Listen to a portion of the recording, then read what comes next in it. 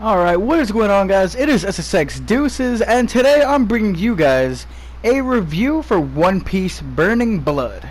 Now, as usually as my review goes, all my reviews go, I'm gonna be basing the points off of the story, the gameplay, and the online, and combining the three scores from all those for an overall score. Like I've done in all my past reviews. If you haven't seen any of my other reviews, I have done one for Uncharted and one for Storm 4 as well, so be sure to check those out. Anyways, let's get right into the review.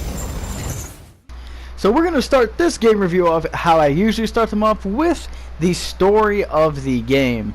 Now, One Piece Burning Blood, its main focus is the fighting aspect of it. If you're trying to get it for the story, just absolutely don't. And let me tell you why. The game story is legitimately the Marineford arc, or the Paramount War as it's called in Europe. And you know, not that it's because it's the best arc in the anime and manga. A lot of people love it. It's awesome. It's currently being dubbed right now by Funimation, if you guys are into the dub. But my problem with the story in this game, right, is you play it the first time through with Luffy, right? You know, it's all good. You're reliving some key moments in a huge, probably the biggest arc to date of One Piece, right? You know, it's all fun. You know, it would have been good if it would have just ended there, you know. But, I mean, it had to continue. They had to make this game long for some stupid reason. And basically, how they did that was by making you play as almost every big figurehead in the fucking war. You play through the game with Luffy first, then you play with Whitebeard, then you play with Akainu, then you play with Ace. I really don't see a point in there being four, especially Ace's. He was the prisoner the whole time. His was really irrelevant. The only cool thing about Ace's was that it had the Blackbeard fight in it. Other than that, it was the same shit we've already seen 3 times before in all the stories, man. The story in this game is really just, there's too many things. Like, what I honestly suggest, man, it's just playing the Luffy one, maybe playing the Whitebeard one too if you're in the mood for it, just for the money or something, and then just doing bounties or something. Because honestly, the story in this game is just too repetitive for no good reason. And the cutscenes aren't even that good either. The cutscenes are literally the same shit from Burning Blood. I mean, not Burning Blood, Pirate Warriors 3. And there's not even, the game's called Burning Blood, and there's not even blood in these cutscenes, because they're trying so hard to keep this game T for teen and not have it get the M for mature, which is extremely easy to get nowadays for any game.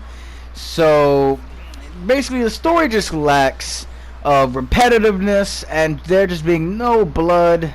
Same cutscenes from, just rehashed cutscenes from other One Piece games. Man, honestly, the only amount of points I can give for this story is 4. 1 point for each story.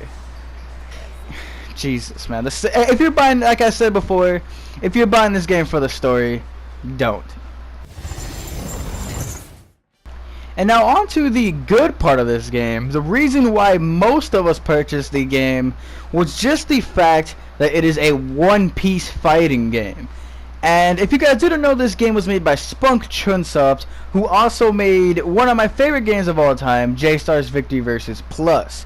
Now, I can honestly tell you, I can see that it is extremely apparent that they used a lot of things from J-Stars in this game.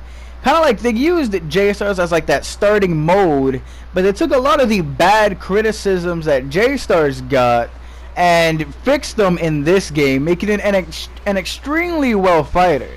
But of course, like every other anime fighting game, this game has immense flaws, such as just Logia being incredibly overpowered. And I know you guys are gonna say, but hockey and all that good stuff, but legit, playing as a 2000 grade character is practically worthless. Like, you should not be playing a 2000 grade character, because they legitimately cannot touch Logias. Because you need hockey to touch them, and 2000 grade characters don't have hockey or any. There's no Logia or hockey using 2000 grade characters.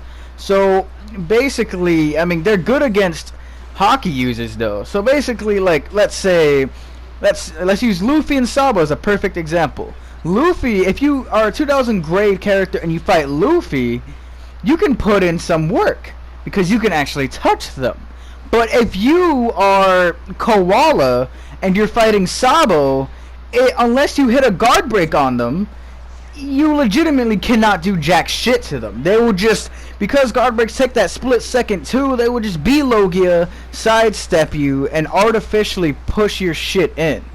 And not to mention that freaking counters in this game are absolute. I mean, at least Bartholomew Kuma's counter, not punishable at all. You can just do it all day. It's like Asuka's back 1-4 from Tekken. Mihawk having way too much range. Marco being able to have a Logia type ability, but his ability also works as hockey as well. Just a lot of things in this game. Just it's extremely broken. You can just legitimately, you can't break a nigga's guard unless you do a guard break. So I've seen kids legitimately stand there and hold their freaking guard up until you try to guard break them, and then they'll just sidestep it and come in for damage. That's all. I've seen kids just do nothing but that on ranked, and it makes for some immensely boring matches. And why not do that though? Because it is a flawless plan. So my honest grade for gameplay is a 7 out of 10, and because that's all I can give this, because it's not absolute trash, but it is broken in multiple ways, and I do feel like it's a little bit better than a 6. And now for the cream of the crop, the mode that everybody's practically gonna be on, other than, you know, getting your first couple of characters on story mode and all that, the online mode. Now, One Piece Burning Blood actually comes fully equipped with multiple things for its online capabilities, as they added in online flag wars, or on whatever the hell they call that, the pirate wars or whatever, where basically you pick your faction and you go ahead and try to take over territories for your faction and claim them as your own. Now, what does this really get you? It's a decent way of getting money to unlock characters and supports, and also you can only get certain pirate flags from playing in this mode, and these are pirate flags that you can put on your player card and whatever. So it comes equipped with that if that's what you're into, some kind of like miniature grind, or just some kind of thing to play when you don't feel like going on ranked and getting just camped out or something. And other than that, we have the usual ranked modes. Of course, you already know how ranked is. It's almost the same on every game, just pure bullshit. But we're not gonna judge this on ranked, because that would get like a 2 out of 10. But anyways, this game does come with something that the late great Naruto Ultimate Ninja Storm 4 doesn't have for some reason: spectating. This game, the first game in their series, not the fourth, has spectating. It has spectating. Granted, not 8-player lobbies, but the fact of the matter is, it still has spectating. So you can play this with your homies and have a good time. Join a random player match and have a good time. Just play the game and have overall fun with homies. Being able to spectate them and not just stare at a fucking background for 8 to 10 minutes.